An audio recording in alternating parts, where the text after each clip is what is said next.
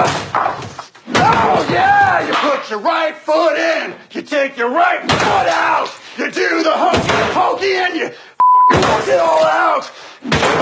And stop. And you do the hokey pokey, and you turn yourself around.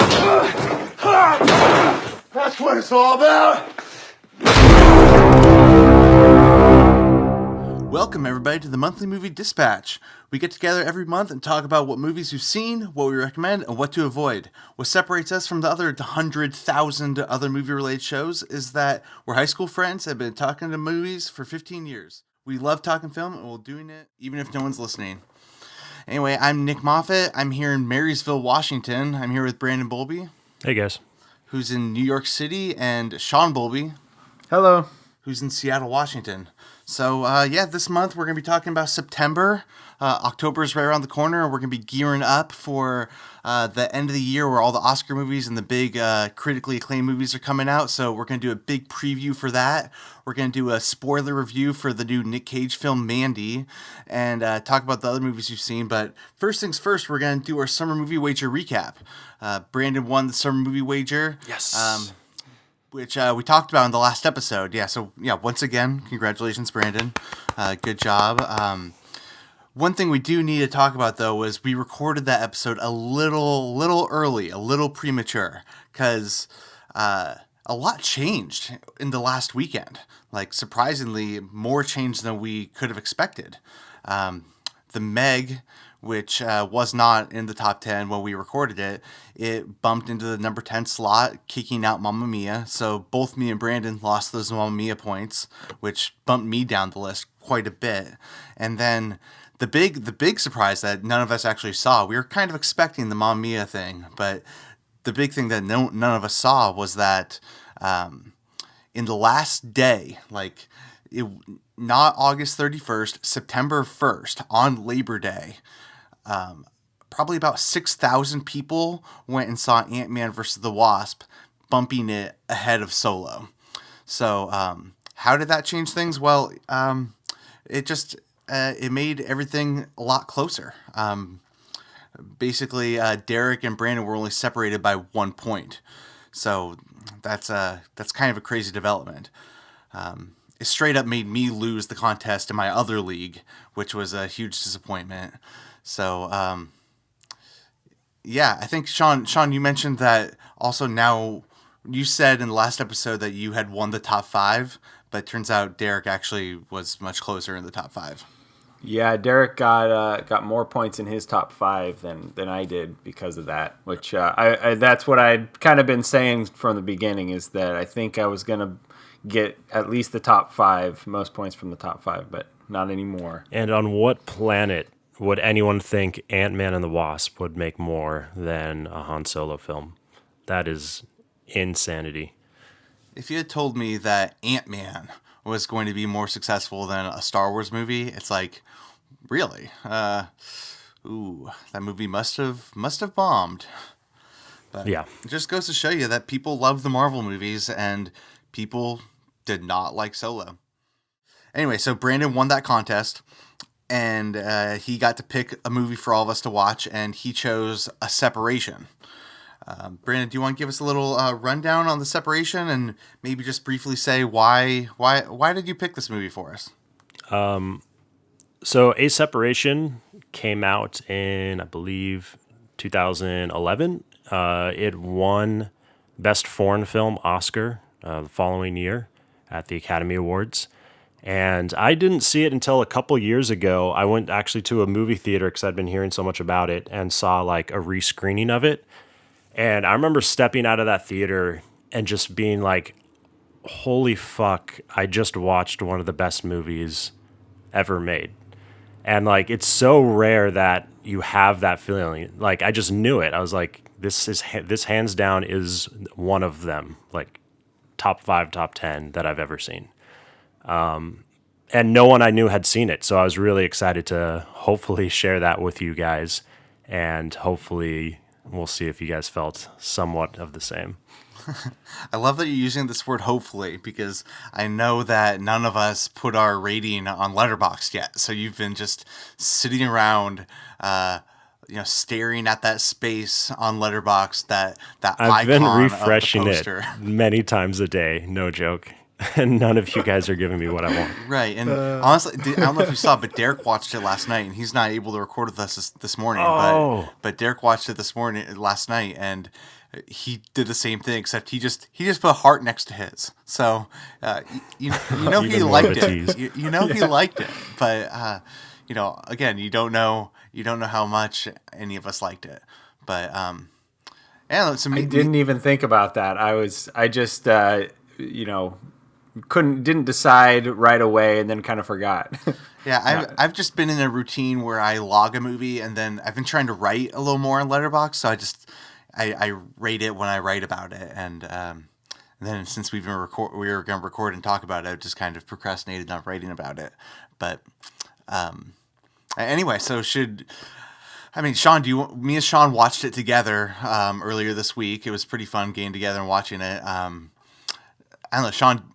We talked about it briefly afterward, but I've given it a lot of thought, and it was a pretty great movie.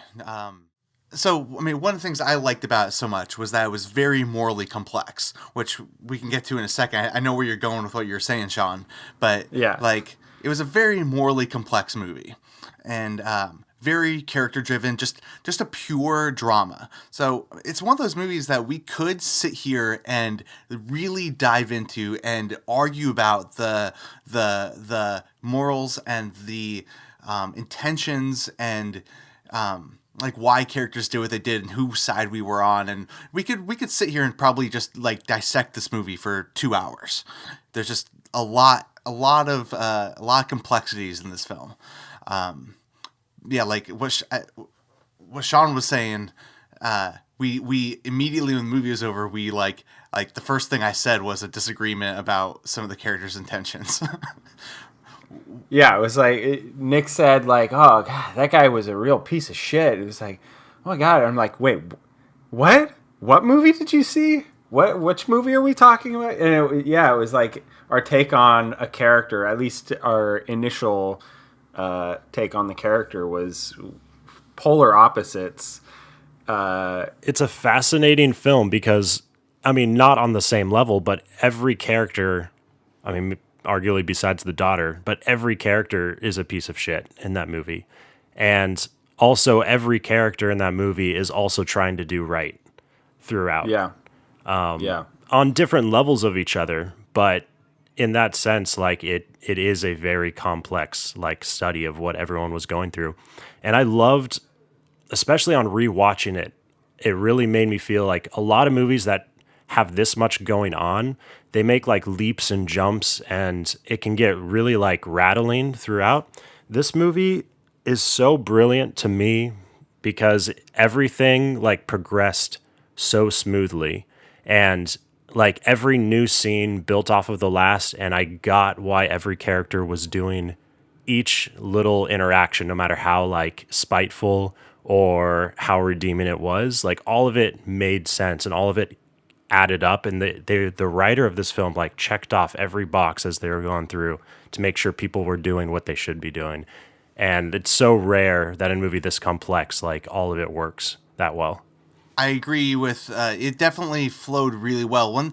There were a couple times that was why is a character doing this? There were a couple times that I thought that, and me and Sean talked about it a little bit afterward. And we're not doing, like I said, we're not going to do too much spoilers here. We could really dissect this movie, but I feel even after the movie, I was why did characters do this? And then we were able to even briefly be well, I think they did that for this reason, or I think they did that for that reason. But, it's they felt like very real people. And I feel sometimes you don't even know why people do the things that they do. And in that sense, it also was kind of realistic. But, I'm not always the biggest fan of pure dramas like this, but it was a pretty amazing. It was a pretty amazing, just dialogue driven. It was a pretty simple story if you really think about it, but all the characters and the interactions were all very complex.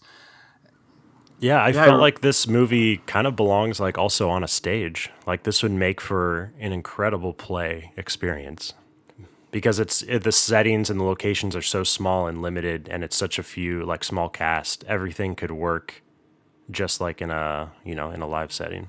Yeah, it almost felt like it had the drama and kind of the intensity of a really big, maybe courtroom drama,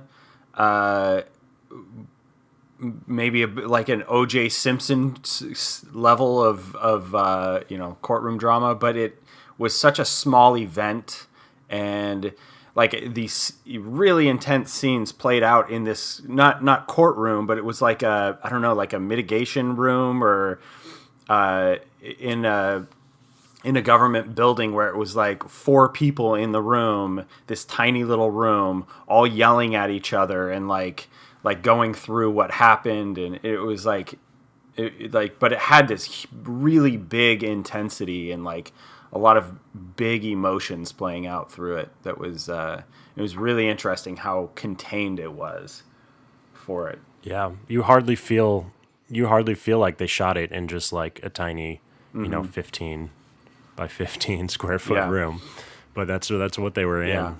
Yeah. They do a really good job at making it intense, even though it's such a dull, small Yeah, environment. and just another thing for me is like, I don't get to see a whole lot of Iranian. I believe it was Iran. Was it an Iranian film?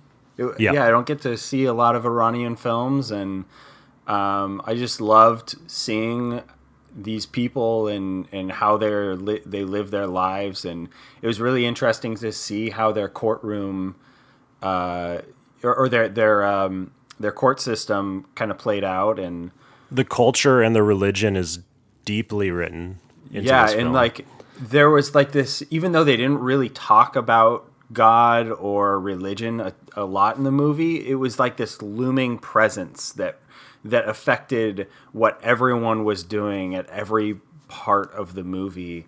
And like I loved, it was almost like this the weight of their religion and kind of how their very religious society affects these people. You could always feel it playing on their decisions throughout the entire movie, and that was one thing I really enjoyed. Yeah, the conservativeness or the liberalness of like the different characters and how subtle it is, but like who can touch who, or like who can see who naked or take care of this one person, and like all of it goes back to their religion. And I remember there's even like super subtle thing is like the one of the few words you hear the dad say is about her cleaning him, and he doesn't say like the complete sentence, and his son or the main character doesn't necessarily hear it, but like that's one of the few words you hear the grandfather say. Oh yeah. I forget his line, but he's like, she took me in the other room, or he says something super subtle, and the dad doesn't understand what he means by it, but he's such a conservative, grandfather that's the one thing that made him speak.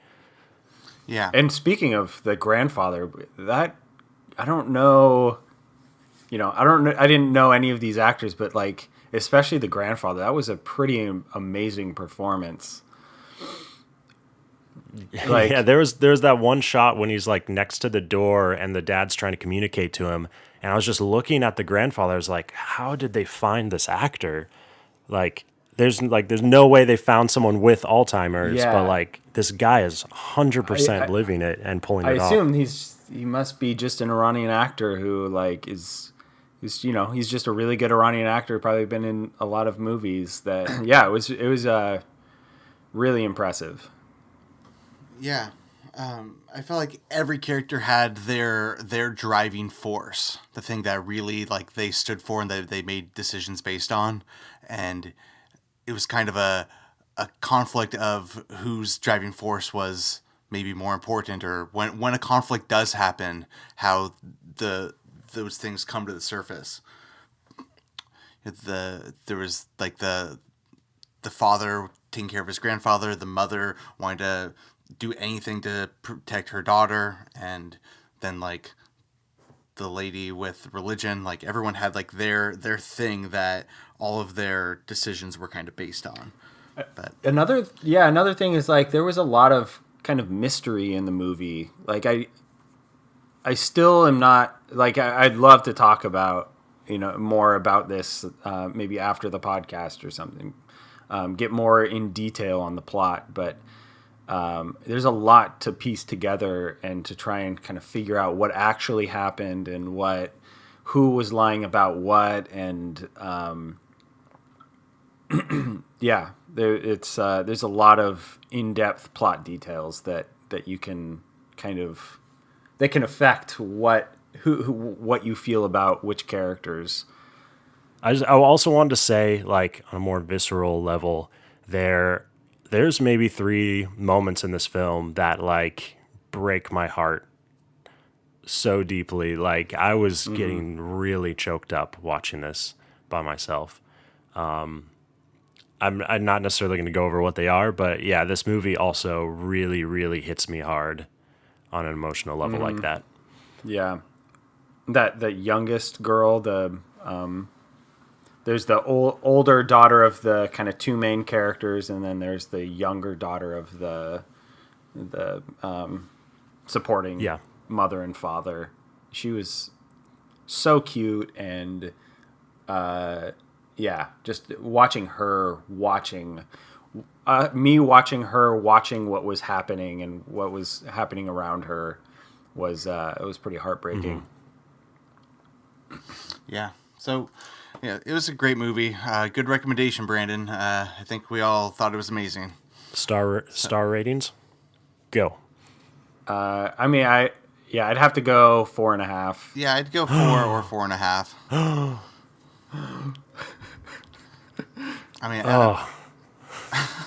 no, you guys are breaking my heart. I could be like if we talked about it more in depth. That might be one of the reasons why I didn't give it an all-out 5 is because there's a lot of plot details that I would like to go over, and if I could hash out maybe a little bit better through talking about it. Sean and I didn't talk about for that long because I had to get home, so we talked about it a little bit, and then a few questions arose, and I feel like we talked about maybe why characters did what they did, but we didn't really get into the details of what happened. And I mean, part of me thinks that we'll never really find out what happened. It's kind of one of those movies where the absolute truth of the situation doesn't necessarily exist. The characters don't know really what happened. So I don't know if we ever will, but we could certainly argue about it. So, I feel like I don't know what you guys are necessarily talking about because I feel like I have a really good rap over the whole movie, but maybe you guys have some good questions, but I'd love to see if I can answer them for you. But yeah, as you guys know, I gave this movie 5 stars. No surprise there. Yeah, they are probably questions that maybe just watching it a second time, I would be able to piece together quite a bit better. Sean, I know already there were a couple things where I went home and read the Wikipedia page, and a couple of my questions were answered after reading the Wikipedia page. So, but yeah, I think we need to move on though, because we have a lot to talk about. So, that was A Separation. You can find it on Blu-ray or streaming. It came out in 2011, and it's a great drama. So, that was A Separation. So quickly, we're going to move on to our shorter reviews. Now that we're getting back into, now that we're 2018's kind of in its second half, there's movies that are coming out on DVD and Blu-ray that we've already talked about that some of us missed in theaters. And one of those for me is American Animals. I just want to bring it up again because it's one of the better movies of 2018. It's a very creative, very creative heist movie. I was pretty blown away by it. The first half was extremely fun, and I loved the style of it, where they grounded it in reality by interviewing the real people and then reenacting the heist. And the first half was super fun, and then the second half gets dark really quick, and it's just an incredible heist movie. So I just wanted to bring up American Animals. I know Brandon saw it. Sean, have you seen that one yet? No, I haven't. I will say at this point in the year, it's definitely top 10 material. I mean, we'll see what happens with how packed The Fall and Winter is, but it is an incredible movie. Right, and I kind of want to see how much I keep thinking about the movie, because it's at this point, it's definitely one of the most interesting movies of the year. Like, it's a pretty fascinating movie and what they did with it and the style and everything. I'm wondering if it's gonna stick with me or not, because the second half was like almost off-putting how different it was in the first part, but it's kind of purposeful that way, I think. So anyway, American Animals, it's a great heist movie. Wanted to bring that up real quick. I also wanted to bring up the movie Searching. Searching was a movie with John Cho where his daughter goes missing. The whole movie, the style, the gimmick of it is that it all takes place on the computer screen. So you're kind of constantly looking at John Cho as he's moving things around on the desktop, and it's a pretty interesting movie. This was my choice of movies that I was looking forward to this month, and I had heard great things about it, and unfortunately I was slightly disappointed about it. But I know that I'm in the minority about this. Like, so on our favorite podcast, the Slash Filmcast, all of those guys loved it. They thought it was like incredible because it takes social media very, very seriously in its accuracy. Like the way they move through the different platforms is actually how you would use the platforms. And the way they use different programs on the computer, all that makes sense. And like the characters are really organized on their desktop and in their hard drive, and you go through and you can track everything really easily, which is really, really great. My problem with the movie was that I felt like the gimmick, they made it more of a drama than I was expecting. Like, I was expecting it to be a little more of a crime film. Like, maybe I was expected to maybe be a little more over the top. And this might be my problem because, I saw the trailer, and the trailer, in my opinion, led me to believe that it was going to be more like, I don't know, Making a Murder or even something maybe... Mystery. Yeah, I mean, it's definitely a mystery. Don't get me wrong, because he still is searching for her, but it's less of like a, oh my God, I'm finding out all this new information, and more like, where did she go? I'm going to track her down, And so for me, because it was a drama and it was like based on their relationship, it didn't connect with me as much. I preferred the movie Unfriended, which is the horror film that has exactly the same style, where it's completely over the top and it's very ridiculous, but it works better for me in the context of you being stuck in that gimmick. And if it had kind of more embraced like the crime side of it, I probably would have liked it more. But because it's a drama, I had a harder time like thinking that it worked. Anyway, that's Searching. I think it's worth a watch, just for the gimmick alone. And other people seem to really like it. So, if you're looking for something different, it's definitely something different. I was a bit disappointed by it, but it was definitely interesting. So that's Searching. It's probably still in some theaters right now. Look for it on DVD. I mean, Brandon, I think you've got the next movie. So a movie I saw this month was called Nico, 1988. This is about the singer-songwriter, the musician Nico, who performed in the Velvet Underground and got really famous through them. She was predominantly a model and actually didn't do all that much in the Velvet Underground. And she got super famous and a lot of notoriety because of that and the whole Andy Warhol scene she was in. Anyway, so this is a biopic about the last kind of 2 years of her life in the mid-'80s. And her going on tour with her own experimental music and kind of her drug addiction and her loneliness that she feels after kind of trying to support herself with her own artistic abilities instead of what came before with the Velvet Underground. It's not a perfect film. It's maybe a little too simple and quiet for me. But one thing that does stand out is the performance of the lead, Nico, in this film is absolutely incredible. She goes fully all in, and it's kind of one of those performances where the actor like does not care to get gritty and gross and just like look like shit on a daily basis. But she pulls off every moment of it, and it was pretty incredible to watch.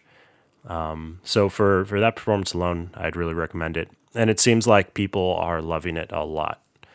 It has some really great reviews going around online. I just gave it 3 stars, 3.5 stars. Nice.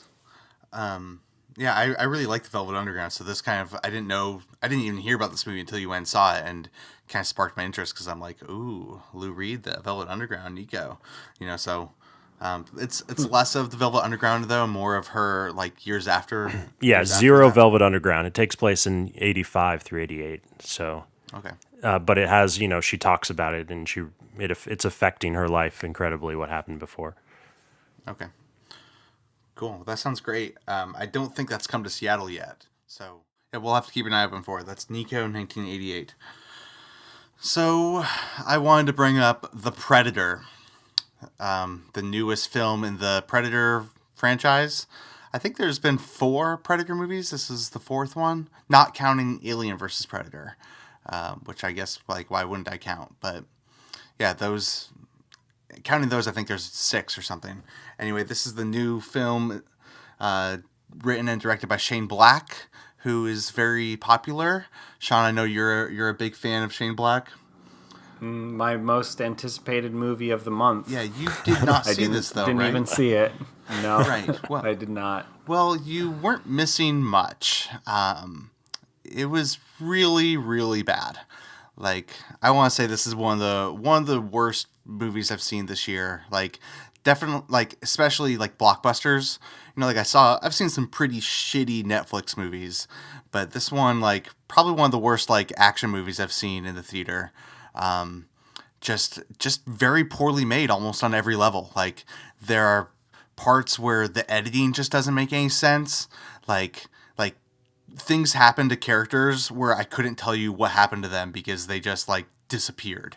I thought the writing was really bad. Like, I know Shane Black's famous for his dialogue, but there were times where I was like, why are they talking like this? I thought the dialogue was bad. There was some gore. There was some, gore, but some of it was better than others. Like, some of it was like, oh, cool, there's some cool gore. But then other parts, it was like, that gore looks really, really bad. Like, some of the CG just didn't look rendered properly, and the story just didn't make sense. The characters weren't good. You didn't like any of them. There was one character played by, what's his name? Sterling K. Brown, who was pretty interesting. Like, not interesting. He just knew what movie he was in. He was kind of hamming it up the whole time, but it was just a really, really bad movie. And some of the myth building, like the Predator stuff, was cool. Like, I'm kind of a sucker for franchise building and that kind of thing. So some of that was interesting, but overall it was just a really bad movie. So, ouch. It's definitely interesting. I would love to hear like what happened, because everything you're saying, like, Shane Black always knows what movie he's making. Well, from what I heard, there was like conflict with the studio. Like, maybe he knew he was making a B movie, but maybe the studio wanted it to be better than a B movie. Yeah. And so there was definitely times where tonally it didn't really make sense, and maybe even structurally, like, decisions were made pre or during production that were like, hey, let's go in this direction instead, and just, you could almost feel like a shifting of the storyline. I don't know. I definitely think things happened behind the scenes that just made it not really work out. So yeah. I hope so. But that does seem to be a kind of catch-all for when a director you like makes a bad movie, especially a bad franchise movie. It's always easy to blame the studio. But yeah, I wonder if any specifics will come out. Yeah, I don't really know too much. I don't really know what happened, but I definitely can say it was a really, really bad movie. What'd you rate it? 1.5 stars. Ooh. So, Damn. I thought Jurassic World was better. I thought Solo was better. Ant-Man was much better, Brandon. And Brandon. yeah, I mean, Brandon, like judging, like looking at our rating scales, like if you thought Ant-Man was 1.5, this movie would be like 0.5 star. I'll let you know. Maybe I'll rent it in a couple months. Yeah, you'll rent it and they'll be like, no, it was actually pretty good, 2.5. And I'll be like, you're crazy. But anyway, so that's The Predator. It's probably still in some theaters, but I do not recommend it.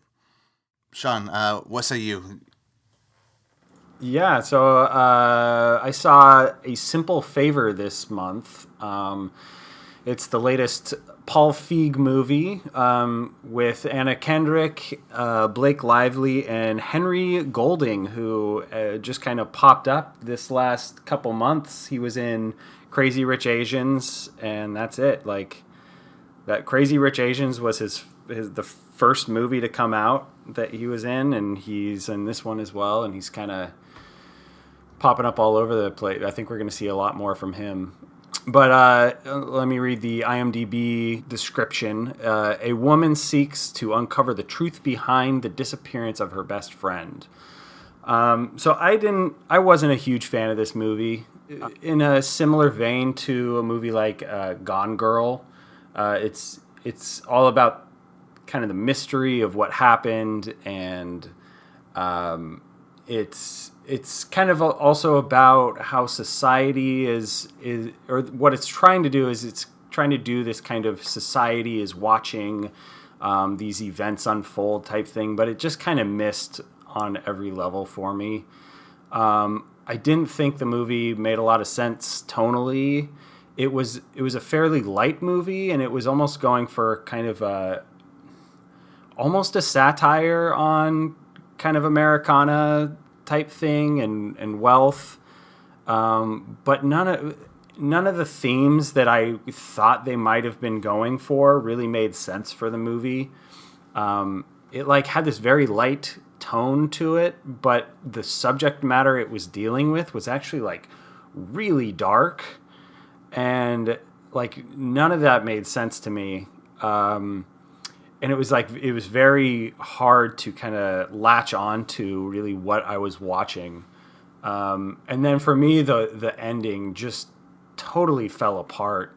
It was like 4 backstabs, all in a row. And, it just like goes in all these directions, and it's trying to do so many different things. I don't have a whole lot to say about the movie. It had some funny moments, but I guess for me, a movie like Gone Girl pretty much worked on every level that this movie was trying to work on. And because even Gone Girl kind of had like a slight like dark comedy streak in it that Paul Feig probably could try to go for. Yeah, I actually thought Gone Girl was funnier than this movie was, surprisingly, for it being directed by Paul Feig. Yeah, this is pretty surprising because honestly, I didn't even know this movie was coming out, but I feel like Paul Feig usually gets a lot of attention. His last few movies that have come out, Spy, Ghostbusters, they all pretty like, a lot of attention, whether or not you liked those movies or not, they were like, people were talking about them. And I feel like this movie just kind of came out, and again, I didn't even know this was a Paul Feig movie until you said that you had watched this movie. And so it kind of sounds like he went off of what he normally does. Like he didn't make a comedy, and the tonal thing just didn't work. Yeah, and it kind of brought into question how good of a director, like a visual storyteller, he actually is. Because, I feel like we already knew that. The reading answer. into it a little. Well, but I mean, we saw a few movies. So I didn't see Ghostbusters, but Bridesmaids and Spy. I was a huge fan of both of those movies, and I actually even thought that Spy was kind of a good genre film, like a good spy movie. I had the look of it and feel of it, but this movie really didn't make a whole lot of sense, especially in terms of how he shot the movie and how it was put together. Because there were some really dark scenes that played out as if it was a Lifetime movie, as if he was shooting a Lifetime movie.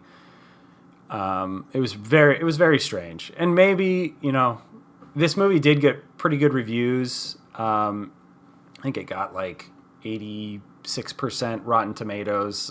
So a lot of people did really like the movie. So maybe I'm being a little harsh on it, but it just nothing clicked for me on this movie. And what'd you give it? I gave it 2.5 stars.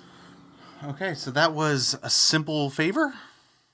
And Sean doesn't recommend it, but it's probably still in some theaters right now. So if you're into suspense movies that aren't really suspenseful and they're kind of light and like Lifetime movies, then, go check that one out. It's such a depressing short review section. I know. Just all these movies that we saw and didn't really like. Well, I wanted to bring up a movie that I thought was a lot better than I was expecting. So, okay. So this movie, it's an HBO original, but it was directed by Barry Sonnenfeld, who, he's been making movies since the 70s. He won Best Director for Rain Man. He did Good Morning Vietnam, and he's been making movies forever. And Al Pacino stars as Joe Paterno. The movie's called Paterno. And do you guys know about Joe Paterno? Not at all. Mm-mm. So Joe Paterno, he's the winningest coach in college football history. And it turns out this guy, whose name is Jerry Sandusky, he had been abusing little boys. Years later, like I said, he was the coach in the 90s. In the 2000s, he was another one of Paterno's coaches saw him in the shower in the locker room with another little boy, and then an 11-year-old, and then that assistant coach told Paterno, and then Paterno, he told his supervisors, he told the two people that were above him at the university, and he felt like that was enough. But then when the scandal came out, it was, the big question was that enough? Did Paterno do enough to get this guy or protect the kids, and it was a pretty interesting movie because much like the real life case, the attention from the media and the world and the people shifted from Jerry Sandusky, who actually did these horrible, horrible things. It shifted from the focus being on him to being all about Joe Paterno. He's a legend, and he's this icon, but he whether or not he did enough, whether or not he was in the moral right or whatever, he became the center of this story. And the movie shows that by Sandusky isn't even a character in the movie. You see him in the background at some point, they're like, oh, that's Jerry Sandusky over there. But you don't actually, he's not part of this movie at all. The movie's only about Joe Paterno and his perspective, and not just his perspective, but it's just circling around him.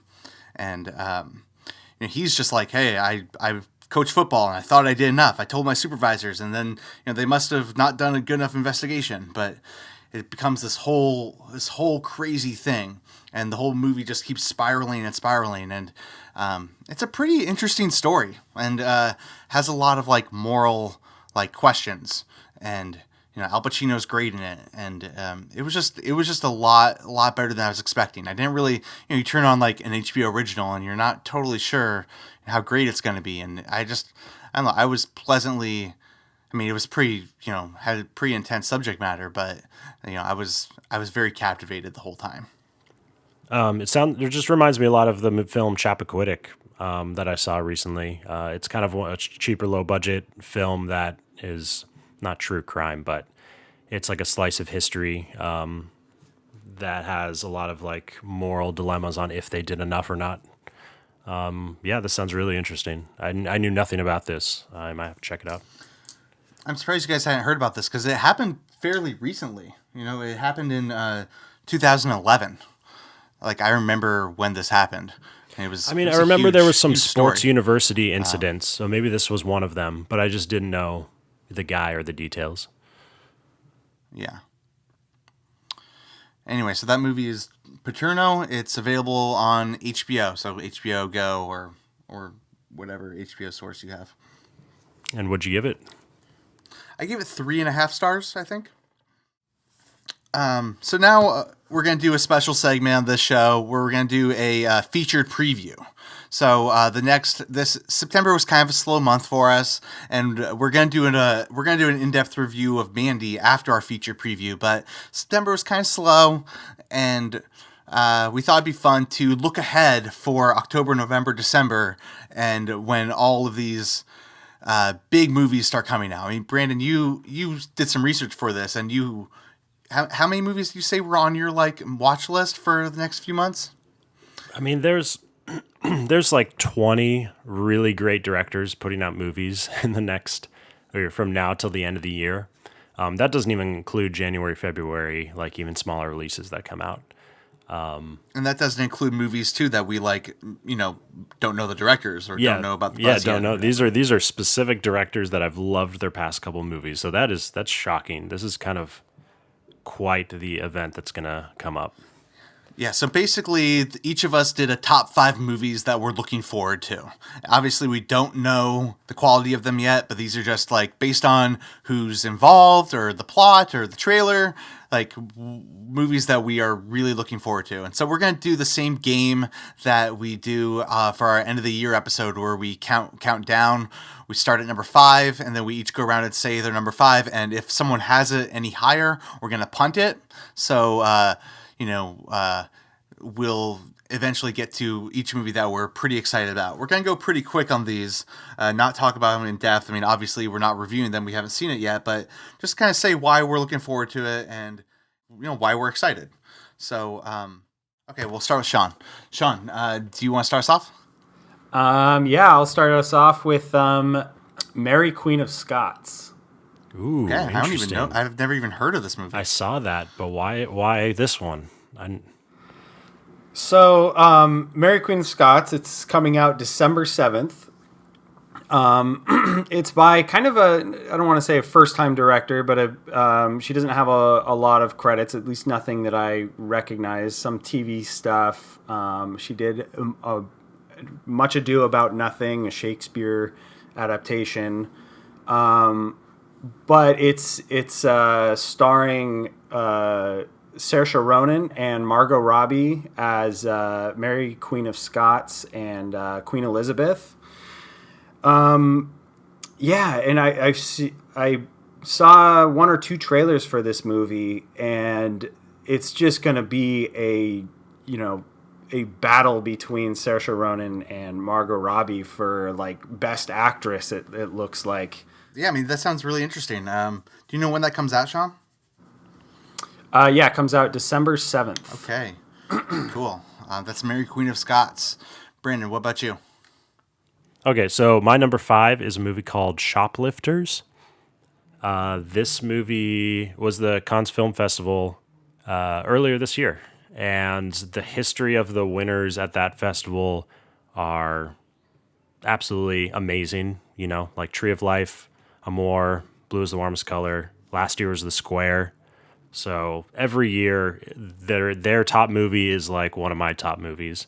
So I had no choice. But even though I know nothing about this film except that it won, I think it's a Japanese film, but it'll probably be up there in the top 10 once we see it. Yeah, I have this movie on my watch list too. Just based on the same thing. I didn't put it in my top 5, but yeah, this movie looks really great. The same director directed a movie I saw last year, I think, called After the Storm. That was nice. a pretty heavy drama. It was really good though.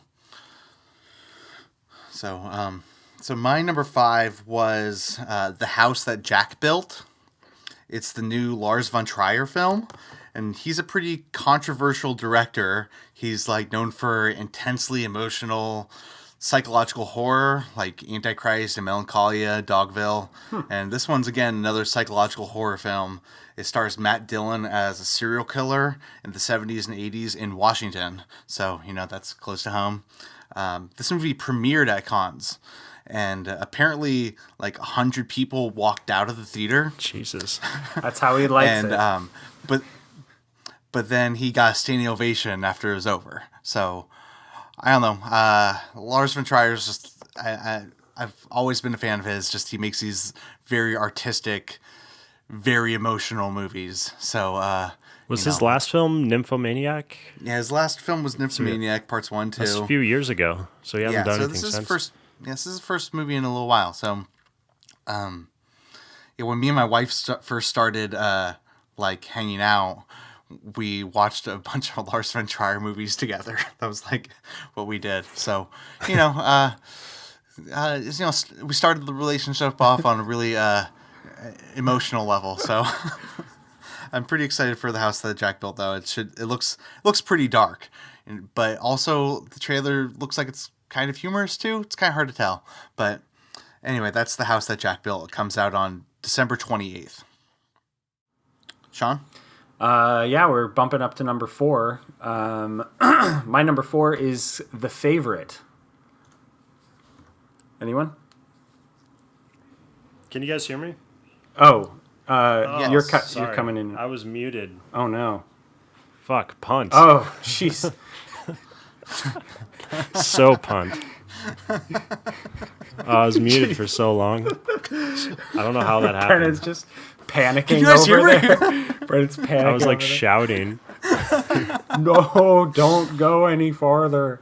All right. Sorry to take that away from you. No, it's So skip into Brandon. I felt like I paused for way too long too, waiting for I did someone too. I else. was like, all right, shouting while Sean, you no were one's pausing. punting. You can move on. And then when you didn't say anything after I said punt, I thought you guys were waiting for me to talk to go on to the next movie. It was all confusing. All right. Okay. So my number 4 is a little movie by Damien Chazelle called First Man. Punt. Punt. Thought so. Okay. Next. Okay, my number 4 is Under the Silver Lake. It's a new film by David Robert Mitchell. It's his follow-up to It Follows, which was one of my favorite movies the year that came out. I think it was like 2013.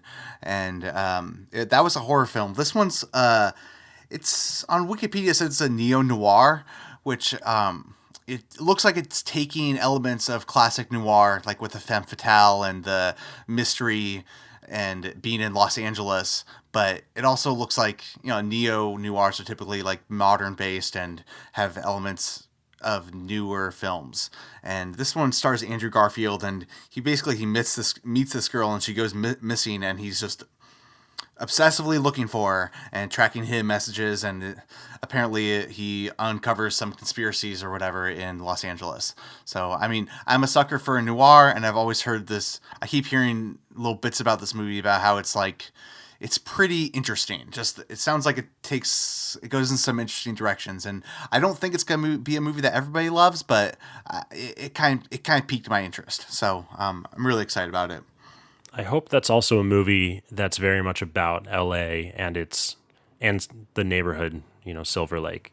Yeah. I've gone there a few times recently when I've been visiting my grandma and hung out in that neighborhood particularly. So it'd be cool if they actually like shot it all there and on location. Yeah, I feel like it's got to be. It's got to be. So, that movie comes out December 7th. So, Sean, what's next? Next is Widows. Oh, that's my number 3 too. Oh. Brandon, are you And muted? no punt. Shockingly, no punt. Wow. All right. Yeah, this movie is directed by Steve McQueen, who did a few other movies, including 12 Years a Slave was his last movie, which won Best Picture. I don't believe he won Best Director for that. And then before that was Shame and Hunger. Which is one of the best movies of all time for Which me, one of is Hunger. Hunger? Wow. So it has a pretty incredible cast with Viola Davis, Liam Neeson, Michelle Rodriguez, Robert Duvall, Colin Farrell, Daniel Kaluuya. Daniel Jackie Kaluuya. Weaver. Yep. Phenomenal cast. It's also written by Gillian Flynn, who's a novelist who wrote Gone Girl and Sharp Objects and a few other hugely popular books. And she actually co-wrote the screenplay of this with Steve McQueen. I saw a trailer for it, and it looks gripping and intense, and so yeah. Well, so the difference between this movie and some of his other movies is that, like, this one it looks like a genre film. Like, this is a heist movie. Mm-hmm.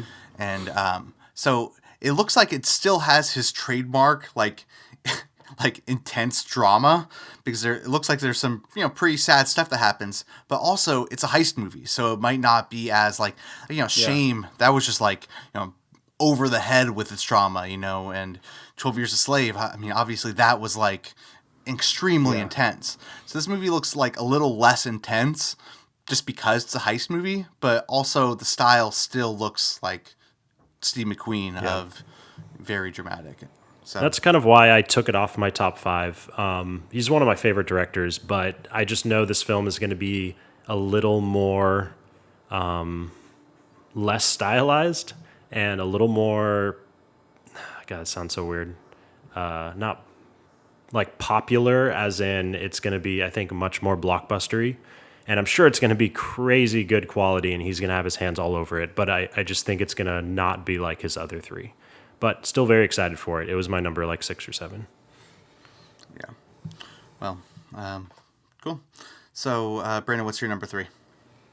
My number 3 is Fantastic Beasts, The Crimes of Grindelwald. Wow. Even though, like, I didn't think the first one was the best Harry Potter film, there was so much still to love about it. And I think J.K. Rowling is doing a great job as a writer and being still just as imaginative as ever. And so with them teaming up, I'm hoping they're just going to keep growing, similar to what how the first series grew over time. And specifically, it has to do with the second trailer that just came out this week. The second trailer is fucking batshit insane. And this movie looks jam-packed full of just, like, the most amazing, magical events. And it got me really hyped for it. So I'm very excited. Yeah, I'm also very excited for it.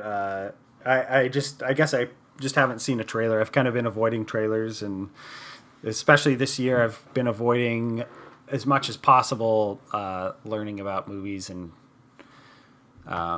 just trying to go into movies as pure as possible. Yeah, that movie comes out November 16th. Cool. So, Sean, what's your number 2? My number 2 is a little movie, as Brandon said, called First Man. Oh, that's my number 2 too. Oh, wow. Oh. Good job, Nick. Yeah.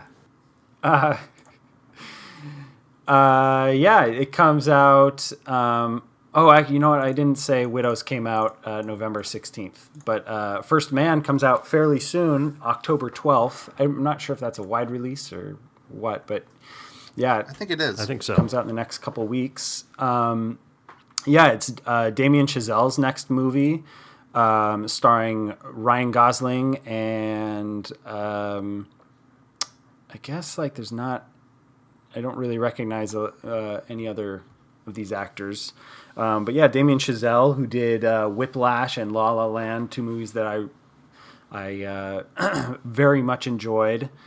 It's a movie about the first man to walk on the moon, Neil Armstrong, and right now we're in a big space era, a second big space era, with all the SpaceX stuff that's happening, and companies that are really progressing rocket technology. It's getting a lot of people excited for space exploration, and this is a very timely movie. that looks like it's going to be very, very good. So, yeah, I'm really excited for it. Yeah, I mean, say what you want about La La Land, but, Damien Chazelle is easily, like, one of the most exciting young directors coming up right now. And, like, whether or not you like La La Land or not, you have to say it was amazingly directed. So, I mean, Whiplash and La La Land both were just phenomenally directed films. And, I'm just psyched to see what he does with this story. Yeah. I think I was the only one who put it as my number one a couple of years ago. Yeah. Right. And I have First Man a little lower than you guys. Well, the thing, you can't say, like, you're putting too Yeah. much stock into these rankings. Yeah, I Like, know. we don't know the ranking. We don't know if we really like these movies or not. Like, First Man could be horrible. We don't know. I made this list this morning. Brandon, what's your number 2? Well, yeah, speaking of not much thought, like this is one I found out about last night, and I'm shocked I hadn't heard about this yet. But my number 2 is The Favorite. Yeah. Sean mentioned this puns? earlier. Yeah. Yorgos Lanthimos. Nick, you don't have this in your what? This is like your No, director. I'm not always super into period pieces. I don't. Oh yeah, you and- hate those and little Renaissance British I don't- films. I tried to like them, and then also I didn't like The Killing of a Sacred Deer like hardly at all. So I'm not Yeah, like this director is incredible, and I can't believe he's came out with this is his 3rd movie in a row. Maybe something came out before that. I don't know. Well, But Dogtooth he's came on out a- before that, and Dogtooth is supposed to be amazing too. Yeah, I I don't think need to any of see us have seen Dogtooth. that. Yeah, in this movie, so 3, he'll be like 4 for 4. The trailer sold me on this movie. It looks so fucking good. And like, it's funny that you say it's just like a period piece, because this is like a stylized, fucked up, like murder, revenge. I don't know what it's going to be, but it looks amazing. And it comes out November 23rd. I can't wait. I was actually going to say, like, I was excited because it seemed like he was going back into the comedy stuff that he was doing with The Lobster. And I haven't seen Dogtooth, but I imagine similar to what Dogtooth was. Because I really didn't think Killing of a Sacred Deer was a very funny movie. I really liked it for other reasons, but this seems like it's going to be a much lighter, kind of more bizarre style of comedy like The Lobster was. So that's why I'm excited for it, and it looks beautiful. It looks the costumes and the sets and everything looks pretty amazing. Yeah. Totally. So when does that movie come out? November 23rd. Okay, my brother's birthday. I have a feeling we all have the same number 1. Yep. This is so obvious. Yeah. So the number 1, I think, for all of us is the new Alfonso Cuarón movie, Roma. Oh, Right. Punt. Okay. my Punt. God. A punt. Well, punt for all of it. We're all at the same level at this point. It's all of our number 1s. I put it above number 1 though. Oh, like it's was a joke. already your number 1 movie of the year. Package it up as Best Picture for the Academy Awards. Give Best Director to Alfonso Cuarón. Netflix can go home with their first Oscar win. Yeah.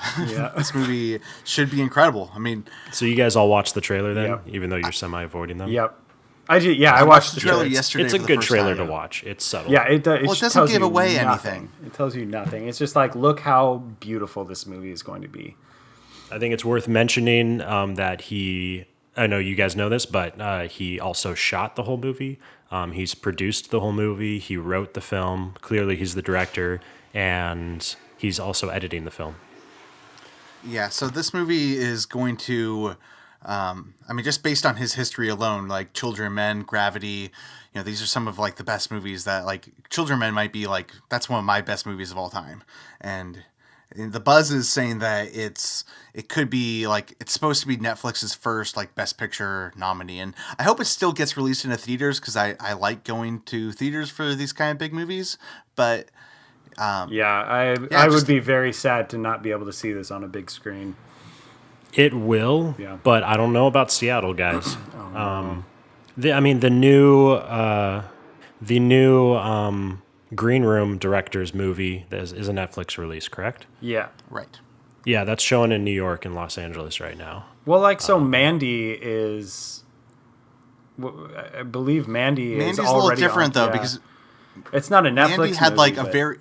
It's not Netflix, but and you're right, it is available on streaming already. But it's like that's a B movie though. Like that's a movie that's not gonna get a lot of attention. Yeah. And its run in Seattle was like it's only playing at one theater at 9:00 p.m. That's the only time it's playing. Yeah. So I mean, So that if didn't really exactly get. If Mandy is playing somewhere in Seattle, and also it did Mandy had at least a midnight showing at like the Regal that I saw it at Regal Thornton Place in Northgate. So so hopefully Roma will have at least something like that if since Mandy's in theaters. Yeah, well, we don't know. Yeah. But yeah, I hope it is. Yeah, like I don't really know too much about the plot except it takes place in Mexico City in the 80s, I think. But yeah, it just looks like a beautiful film, and based on this director and the buzz, it just got to be excited about it. Does Alfonso Cuarón have an Academy Award nomination? I think he won Best Director for Gravity, but I'm not sure. Okay. I thought he hadn't. Let me really quick. Okay, you're right. Yep. Anyway, it's going to be a crazy fall and winter for movies. There's going to be a lot of great movies coming out. I've got a few honorable mention ones that we didn't bring up. I know Brandon does too. Yeah, just real quick. Yeah, we could just say Bad Times at the El Royale comes out in October. That looks really interesting. That's a new Drew Goddard film, and he hasn't made a movie since Cabin in the Woods, so that should be interesting. The Coen brothers have a movie going right onto Netflix, The Ballad of Buster Scruggs. What? I didn't even know that. What? You guys didn't know that? Yeah, it was supposed to be it was going to be a miniseries. This year? Yeah, it's coming out I don't know the date, but it's supposed to come out man. pretty soon. What is going on with this year? Yeah. Okay, yeah, a couple of mine is first-time directors. Wildlife, directed by Paul Dano, who's one of my favorite actors. This is his directorial debut, and it's getting remarkable reviews. So I'm really excited for that, and I'm excited for him. Also, Jonah Hill's directorial debut, mid-90s, is getting a lot of good buzz, and the trailer for that looks really great. If Beale Street Could Talk, Barry Jenkins' follow-up to Moonlight, that's supposed to be great.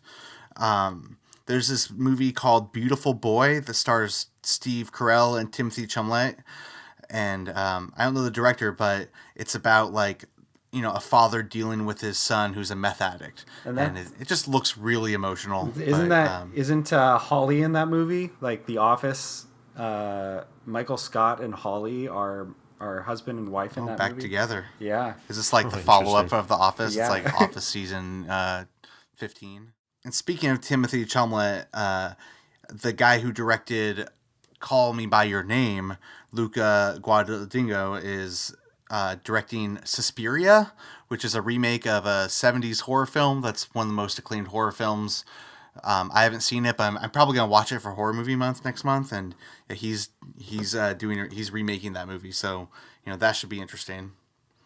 Yeah, Bohemian Rhapsody, Bryan Singer's directing that, and I'm just excited for the performance, and it should be a really interesting biopic. Do you know how much he directed of that, or at what point? Because he got fired from that, and Dexter Fletcher came in and finished it. Although I'm not sure how far Bryan Singer got in it. Interesting. Okay, I'll have to read up on that. It was like there was a scandal with Bryan Singer, some accusations, but yeah, and then he got fired from it. But he might have gotten most of the whole way through it. Yeah, I think he still has directing credits on Yeah, it. he so does. He probably does. did most of it. Creed 2, I loved Creed 1, so pretty excited about Creed 2. See how that goes. I'm kind of anticipating Aquaman. I don't know hardly anything about it. James Wan is directing it. But I like James Wan. Yeah. I like James Wan. Yeah, I'm James not Wan. excited. Well, on excited that about it. note, I'm excited for Bumblebee then, Yeah, I'm kind of Because excited for Bumblebee. of the Kubo and the Two Strings Yeah. director is doing When that. does Bumblebee come out this year? Yeah. Yeah. Is that December or something? I don't even know. Okay. Well, I mean, I John was Cena going to isn't mention that. Bumblebee, but if you're going to mention Aquaman, then I'll. John Cena isn't that. I'm actually like pretty into that Lady Gaga movie with Bradley Cooper. yeah. I'm like, Yeah, it's don't- getting amazing yeah, I don't know reviews, what and to I guess think the about that last movie. 3 versions of the film are all like loved by critics well, and yeah, fans. So. it's a classic movie that's been remade. This is the 4th version of the same movie. Really? There's like a 80s version with Chris Christopherson. There was and Susan Sarandon. There was another one with Judy Garland. Like they've remade this movie a few times. and it's such a good story. Everybody loves every version of it. Right. And I mean, I'm like, I think it looks pretty cheesy. Like there's parts in the trailer where I'm like, Bradley Cooper, you're so cheesy, stop it. But then Lady Gaga starts singing and I get goosebumps. So I'm Yeah. like, yeah, I'm in for Yeah. it. There's yeah. there's also It's his directorial debut, maybe Bradley Cooper's. yeah, that's Or has he another done something else? actor's. I believe it's his debut, Yeah, it as is. far as Yeah. I was aware of. There's also Joaquin Phoenix's 3rd movie of the year, at least 3rd movie of the year. The Sisters Brothers. It's a western with John C. Reilly as well. Oh, wow. I haven't even heard of that one. That'll be on. I'll probably add that onto my westerns. Western movie list. Okay. Well, I think we should move on though, guys, to a review of Mandy. So Mandy, real quick, let me read the plot summary to it. This movie's crazy. The Shadow Mountains, 1983. Red and Mandy lead a loving and peaceful existence, but when their pine-scented haven is savagely destroyed, Red is catapulted into a phantomorgasmic journey filled with bloody vengeance and laced with fire. This is the new film by Panos Cosmatos and it stars Nick Cage. Yeah, it's a crazy ride. This movie's pretty insane. I don't know exactly where we should start off, but General impressions. okay, I got some. yeah. Brandon, start us off. This movie, I think the right word for it is visionary. The guy knows exactly how to make the movie he wants, and there's jaw-dropping shots and jaw-dropping moments and atmosphere throughout. I think this movie has a lot of incredible stuff in it, and I think it also has a lot of stuff I really didn't like in it. And it kind of came together, this mixture of like a love-hate relationship as I was walking out of the screening of this film. But I respect it a lot, and hopefully we can go into some details on both sides of those. But yeah, I'm pretty conflicted, but I'm also okay being conflicted. Okay, cool. What about you, Sean? Yeah, I'm maybe a little similar, but I didn't strongly dislike anything about this movie. There were some things that I thought were a little, didn't emotionally, the movie as a whole didn't click for me. Although I did feel like, especially through the first half of the movie, it had me in like so many of these scenes were just emotionally gripping, and like it just had this looming fear that that just had me going for most of the movie. Some things didn't quite connect, especially in the end for me. I didn't think the ending was as powerful as it kind of built up to be. I thought I loved Nicolas Cage in it. The visuals were pretty amazing.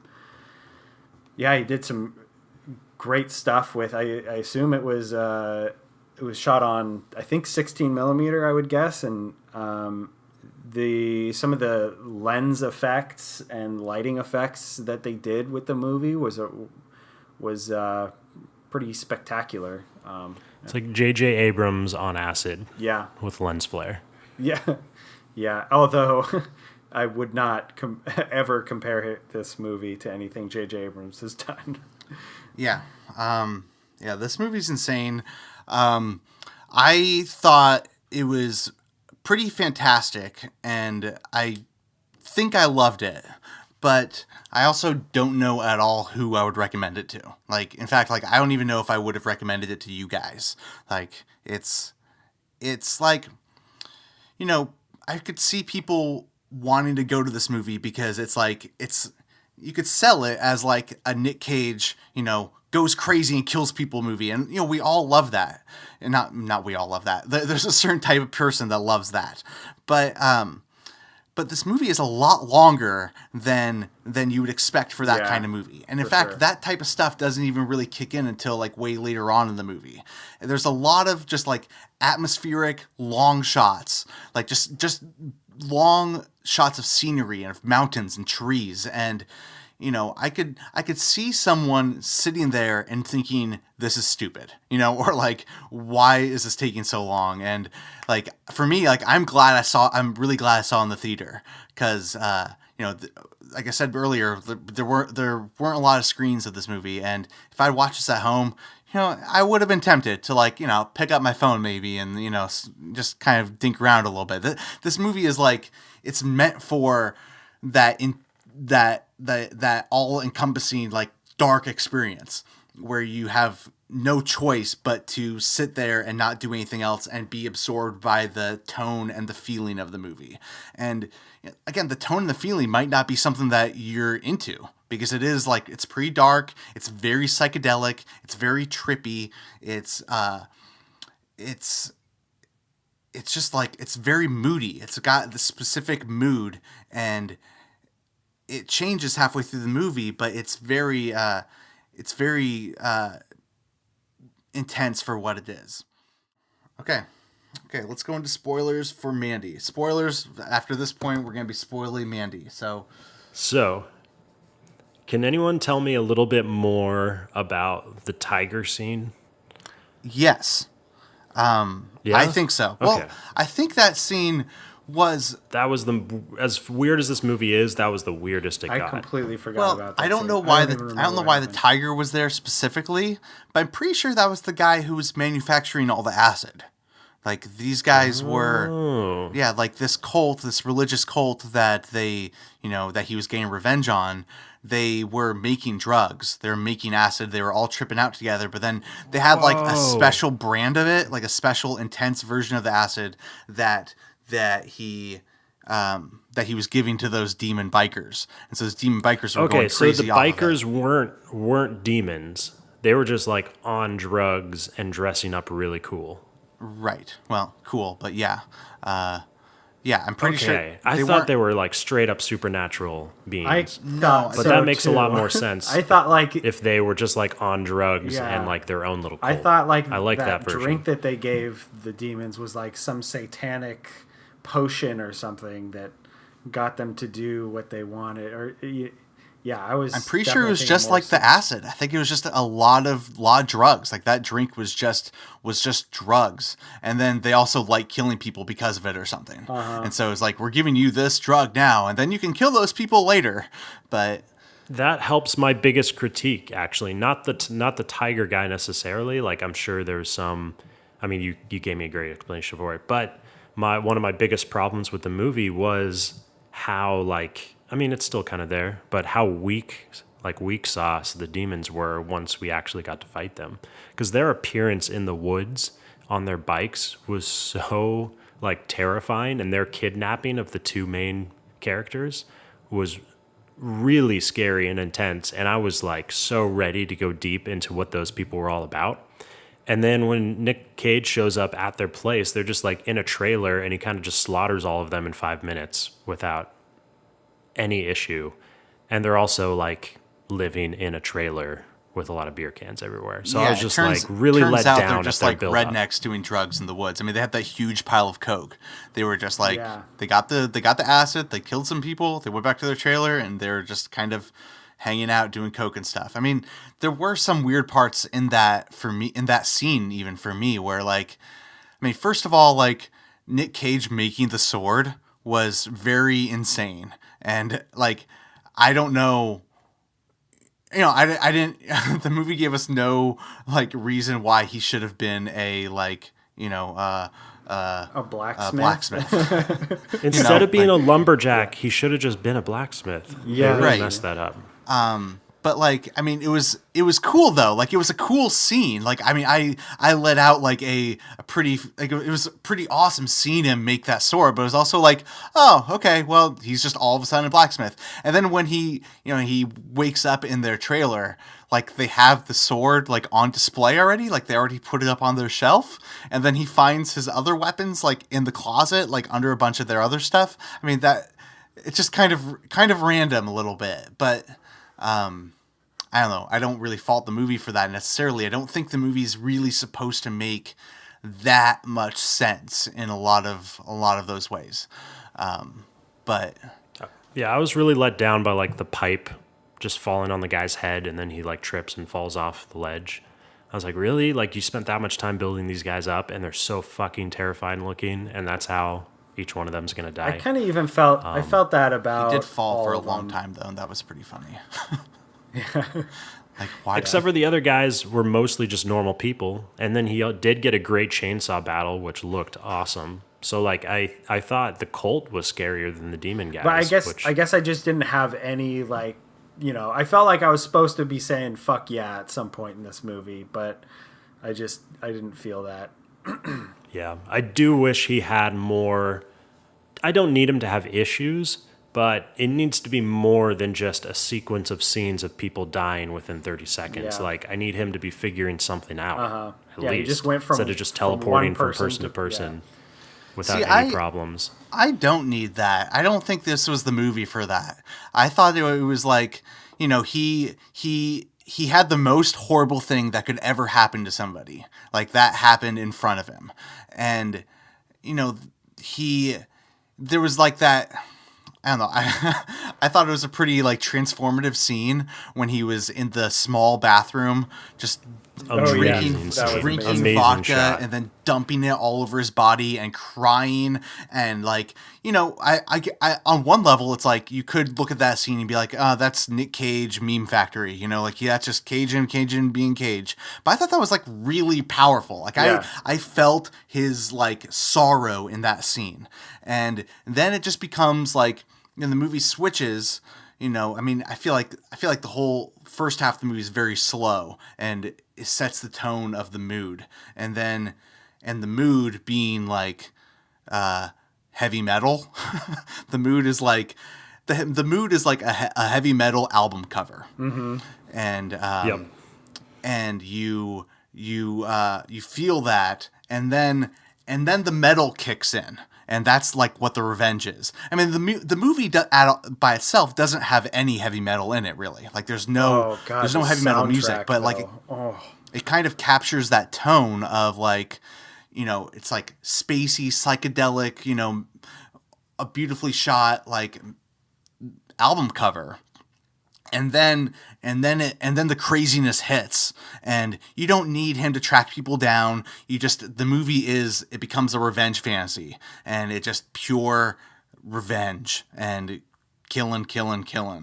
I'm glad You are making me like it a little bit more, Nick. I want to say before we get too far away from your word meme factory on Nick Cage, I was kind of mad at my movie theater at how much they kind of like ruined some aspects of the second half of the movie, because people were just, I mean, like you were all in on the Nick Cage screaming goes insane meme, and people were definitely just laughing unnecessarily because they were watching Nicolas Cage on a movie going crazy. Well, that's what and people it was wanted kind of getting with this to me movie, like I they're- think.